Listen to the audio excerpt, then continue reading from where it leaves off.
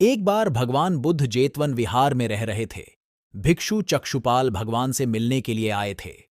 उनके आगमन के साथ उनकी दिनचर्या, व्यवहार और गुणों की चर्चा भी हुई। भिक्षु चक्षुपाल अंधे थे।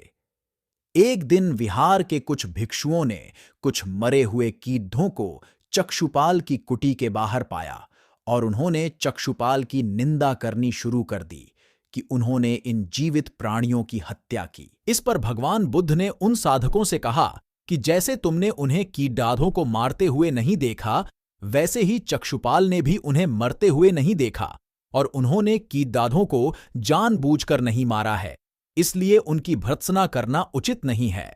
भिक्षुओं ने इसके बाद पूछा कि चक्षुपाल अंधे क्यों हैं? उन्होंने इस जन्म में अथवा पिछले जन्म में क्या पाप किए? भगवान बुद्ध ने चक्षुपाल के बारे में कहा कि वे पूर्व जन्म में एक चिकित्सक थे।